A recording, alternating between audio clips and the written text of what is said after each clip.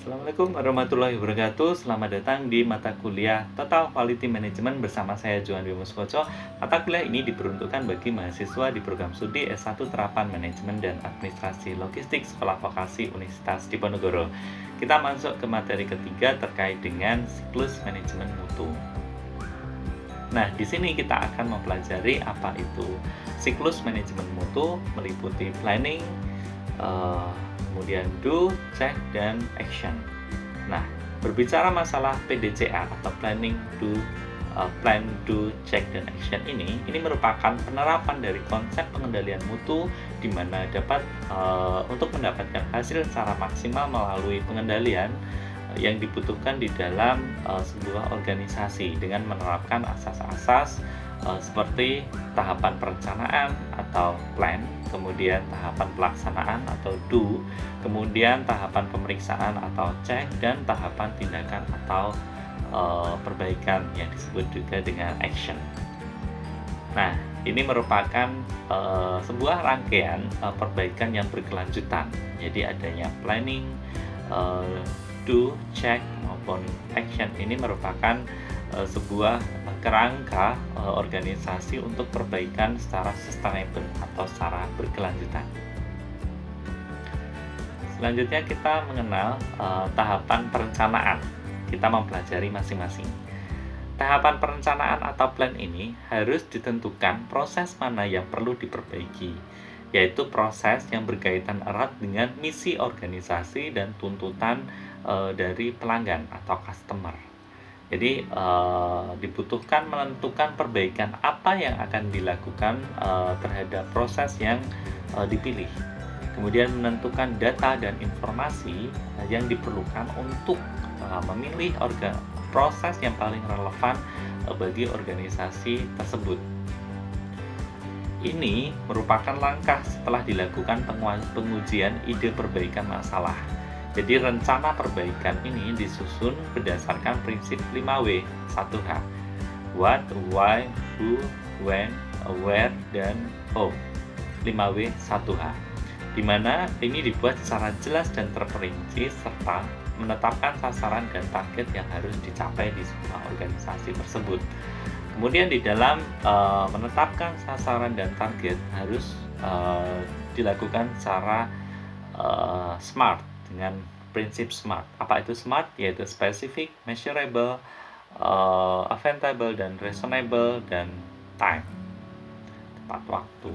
Kemudian kita beranjak ke tahapan pelaksanaan atau do, yaitu mengumpulkan informasi dasar tentang jalannya proses yang sedang berlangsung dan melakukan perubahan yang dikehendaki untuk dapat diterapkan dalam sebuah organisasi dengan menyesuaikan keadaan yang ada sehingga tidak menimbulkan gejolak. Nah, mengumpulkan data untuk mengetahui apakah perubahan telah membawa perbaikan atau tidak juga dilakukan di dalam tahapan pelaksanaan ini. Rencana yang telah disusun diimplementasikan secara bertahap mulai dari skala kecil dan pembagian tugas secara merata sesuai dengan kapasitas masing-masing dan kemampuan dari setiap personel. Kemudian selama dalam melaksanakan rencana harus dilakukan pengendalian, yaitu mengupayakan agar seluruh rencana dilaksanakan sebaik mungkin agar sasaran dapat dicapai. Ketiga adalah tahap pemeriksaan atau cek, yaitu menafsirkan perubahan dengan menyusun data yang sudah terkumpul dalam grafik. Grafik yang lain dipakai dalam pengendalian mutu antara lain analisis, kemudian merangkum serta menafsirkan data. Kemudian memeriksa atau meneliti merujuk pada penetapan apakah pelaksanaannya berdasarkan dalam jalur yang sesuai dengan rencana dan memantau kemajuan perbaikan yang direncanakan di organisasi tersebut. Alat atau piranti yang seringkali digunakan dalam memeriksa adalah Pareto diagram, histogram, diagram kontrol, dan lain sebagainya. Kemudian kita menuju ke tahapan tindakan perbaikan atau action. Itu memutuskan perubahan mana yang akan diimplementasikan jika perubahan yang dilakukan berhasil bagi perbaikan proses. Kemudian perlu disusun prosedur yang bagus serta adanya pelatihan ulang dan tambahan bagi karyawan agar perubahan berjalan dengan baik. Pengkajian apakah mempunyai efek negatif atau tidak pada bagian lain dan penentuan perubahan untuk menjaga agar seluruh karyawan dapat melaksanakannya. Nah, penyesuaian ini dilakukan jika dianggap perlu yang didasarkan pada hasil analisis tersebut. Kemudian penyelesaian ini berkaitan dengan standarisasi prosedur baru guna menghindari timbulnya kembali masalah-masalah atau problem yang sama atau menetapkan sasaran baru bagi perbaikan berikutnya. Nah, setelah kita mempelajari apa itu plan, do, kemudian check dan action, maka selanjutnya kita masuk ke contoh kasusnya. Nah, di sini saya mengambil contoh kasus sebuah riset dari Avisa, seorang peneliti yang mengkaji terkait implementasi warehouse management menggunakan metode PDCA studi kasus di CV Innotech Solution Malang. Nah, ini bisa kita pelajari karena ini berkaitan dengan penerapan kasusnya. Ini dapat dilihat studi pemikirannya mulai dari plan, do, action maupun check yang dikaji di dalam riset Avisa ini. Pertama adalah plan atau perencanaan. Jadi hasil riset yang dilakukan peneliti menunjukkan bahwa pada bagian perencanaan dapat diuraikan beberapa solusi dengan rincian seperti berikut. Jadi peneliti sudah memetakan berbagai permasalahan-permasalahan terkait kualitas mutu di organisasi tersebut. Di sini organisasinya adalah CV Innotech Solution Malang. Jadi di sini setelah dipetakan, maka selanjutnya plan atau perencanaan mulai dibuat dengan variabel, ada metodenya atau metodenya, dan man atau sumber daya manusianya. Dengan masalah pertama metodenya terkait penataan yang tidak terstruktur dan layout yang kurang efisien dalam gudang. Kemudian solusinya adalah penataan dengan metode 5S. Jadi di dalam warehouse management, di dalam logistik ini kita mengenal 5S, ada Salton, kemudian sampai dengan Shizuke. Nah, apa itu masing-masing nanti akan kita pelajari. Ada Seiton, Seiri, Seiso, Seikatsu, dan Seisuke. Nah, kemudian terkait dengan layoutnya, di mana redesian layout gudang digunakan sebagai solusinya. Kemudian di sini adalah masalah sumber daya manusia, ada belum adanya SOP. Jadi pembuatan SOP untuk aktivitas gudangnya juga dibutuhkan sebagai perencanaan. Kemudian setelah pembuatan solusi, maka solusi tersebut kemudian diberikan kepada organisasi. Kemudian untuk pemilihan solusi mana yang akan dilaksanakan terlebih dahulu. Berikut ini ranking dari pemilihan solusi oleh CV Innotech Solution. Misalnya terkait variabel method dan man tadi. Maka di kolom paling kanan disebutkan rankingnya.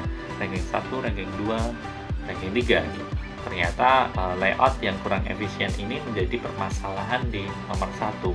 Jadi dibutuhkan redesign layoutnya. Kemudian terkait penataan yang tidak struktur dengan solusi metode 5S tadi diperlukan, sangat diperlukan di peringkat nomor 2. Kemudian yang ketiga adalah terkait SOP. Jadi belum adanya SOP tadi merupakan permasalahan mendasar poin 3. Nah, setelah disebutkan terkait dengan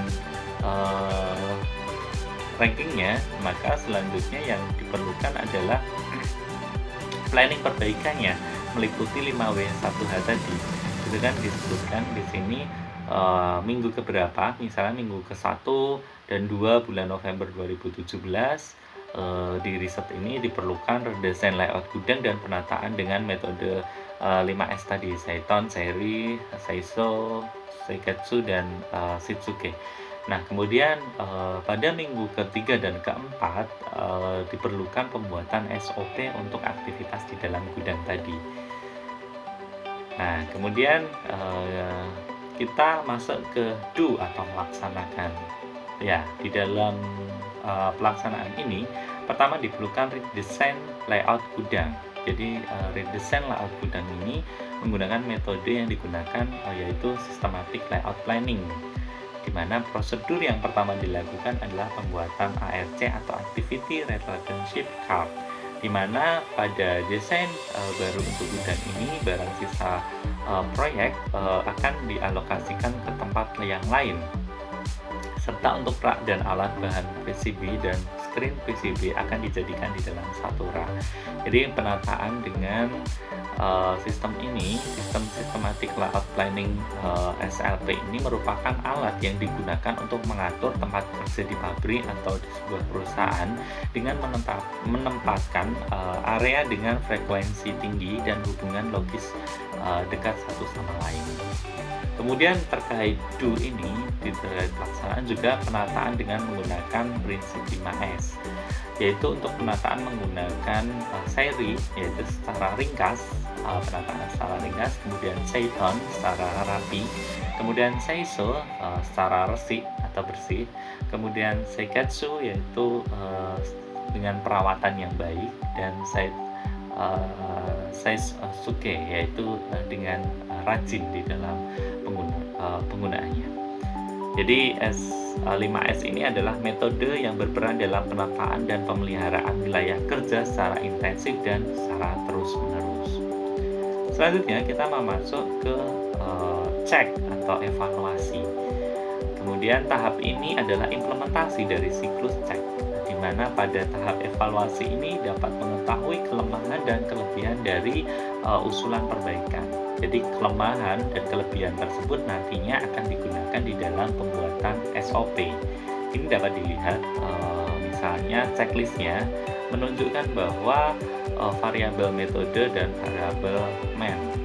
Variabel metodenya mengatakan keadaan pada saat dilakukan pada saat perbaikan dilakukan kondisi checklistnya cukup, kemudian terkait redesign layoutnya cukup, dan penataan dengan metode 5S tadi juga cukup. Sementara sumber daya manusianya di dalam pembuatan SOP-nya di checklist menunjukkan kondisi yang baik. Kemudian kita lanjut ke action atau usulan perbaikan. Pada tahapan evaluasi dilakukan, diketahui bahwa adanya beberapa hambatan. Yang pertama adalah redesign layout gudang ini tidak dapat sama persis 100% dengan hasil perhitungan ART yang sudah direncanakan sebelumnya. Hal tersebut dikarenakan luas gudang yang terbatas. Ini problematika di gudang biasanya semacam itu. Kemudian pada tahap seri atau ringkas, pembenahan untuk membuang part-part yang ada di setiap departemen yang sudah tidak dapat digunakan kembali masih belum bisa dilakukan, baik dikarenakan beberapa part masih akan ada pengecekan kembali. Kemudian pada tahap seiketsu atau perawatan, pembenahan untuk perawatan pada part khusus seperti screen PCB beserta bahan kimia belum dapat dilakukan karena alat dan bahan perawatan bahan kimia tidak ada. Nah, kemudian dikarenakan masih belum terbiasa dengan adanya SOP, Standard Operational Procedure ini, menyebabkan para karyawan dan staf beberapa kali tidak menaati peraturan yang ada.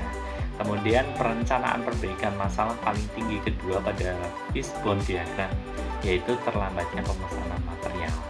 Kemudian masalah-masalah inilah yang akan dibenahi pada proses PDCA, Plan, Do, Check, dan Action selanjutnya, karena proses PDCA di organisasi ini adalah proses yang bersifat continuous improvement, jadi perbaikan yang berkelanjutan. Nah, itu adalah hasil riset yang dilakukan oleh peneliti, yaitu Afisa Radita, terkait dengan implementasi warehouse management menggunakan metode PDCA studi kasus di CD Innotek Solution Malang. Jadi kalian nanti saat masuk terjun ke riset terapan dapat menggunakan metode PDCA ini untuk mengkaji manajemen kualitas di organisasi yang bergerak di sektor logistik, baik di sektor logistik publik maupun logistik privat atau bisnis. Nah, demikian yang dapat kita pelajari hari ini. Terakhir, saya mengutip quote dari Nelson Mandela bahwa pendidikan adalah senjata paling mematikan di dunia karena dengan pendidikan Anda dapat mengubah dunia. Saya Johan Bimo Sukoco, sampai jumpa di materi-materi kelas berikutnya. Akhir kata, Assalamualaikum warahmatullahi wabarakatuh.